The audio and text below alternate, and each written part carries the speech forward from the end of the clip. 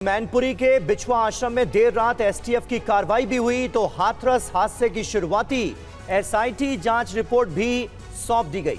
देखिए मैनपुरी हादसे पर जारी एक्शन की पूरी खबर।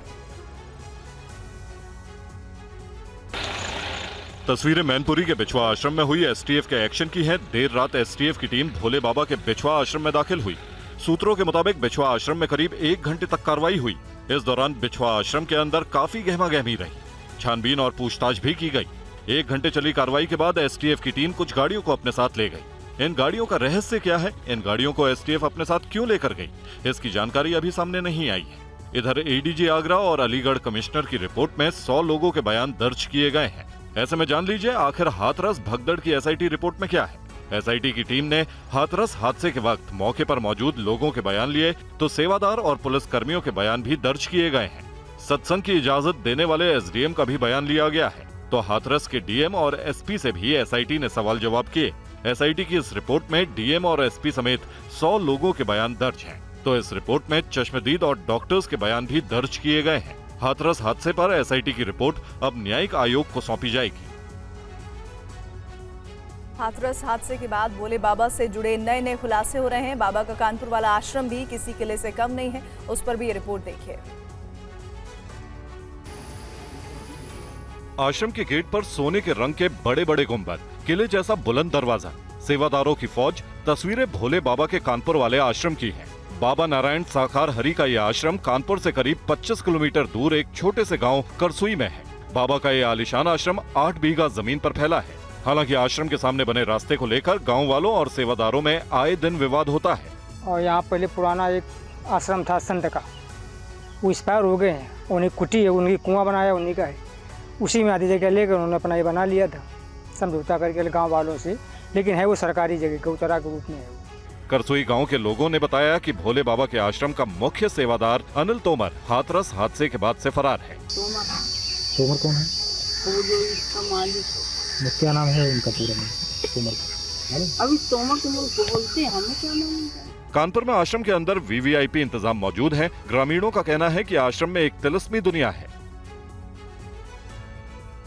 हाथरस हादसे पर आज की सबसे बड़ी खबर यही है कि भोले बाबा की लोकेशन मिल गई है। टीवी 9 पर देखिए इस बाबा की लोकेशन पर अब तक का सबसे बड़ा खुलासा। मिल गई बाबा की लोकेशन, मिल गया बाबा साकार हरि का ठिकाना। हाथरस हादसे के बाद हर कोई जानना चाहता है कि आखिर बाबा कहाँ है। हाथरस हादसे के बाद बाबा कहाँ गया? आखिरकार टीवी 9 की टीम ने बाबा को ट्रेस कर लिया है। बाबा की लोकेशन पर बड़ा खुलासा हुआ है। सूत्रों के मुताबिक बाबा मैनपुरी के आश्रम में ही मौजूद है। सूत्रों ने बताया कि हाथरस हादसे के बाद से बाबा इसी आश्रम में रह रहे हैं।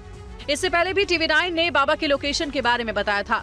आप खुद सुनिए मैनपुरी के इसी आश्रम में मौजूद सेवादार ने 2 जुलाई की रात कैमरे पर क्या कहा था।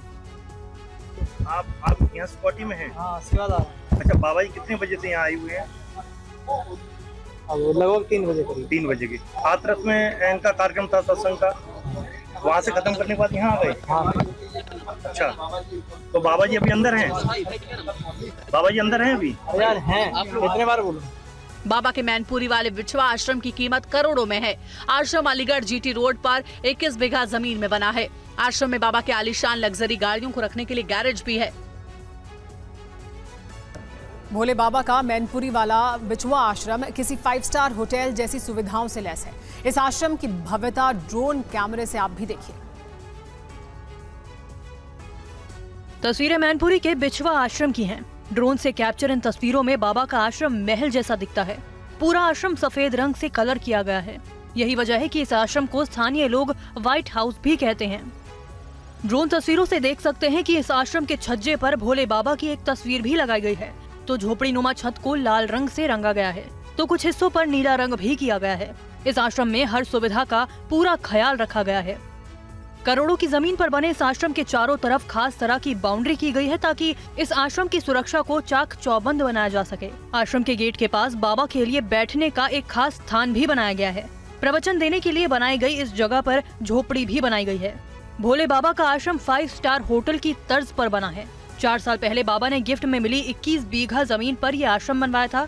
इस आश्रम में भोले बाबा खुद 6 आलीशान कमरों में रहते हैं, जबकि 6 कमरे कमेटी के सदस्यों और सेवादारों के लिए बने हैं। यहाँ एक आलीशान कैफेटेरिया है, खाना बनाने के लिए भी अलग से इंतजाम है। और मैनपुरी के बिछुआ आश्रम में इस स्वयंभू भोले बाबा की मौजूदगी का पता चला है। इसी आश्रम का TV9 संवाददाता पुनीत शर्मा ने जायजा लिया। बाबा नारायण साकार हरि कहाँ है, ये बड़ा सवाल बना हुआ है। लेकिन हमारे सूत्र बता रहे हैं कि बाबा हादसे के तुरंत 1 घंटे के बाद अपने मैनपुरी के बिछुआ के इसी आश्रम में आ गए थे और तब से इसी आश्रम में मौजूद हैं।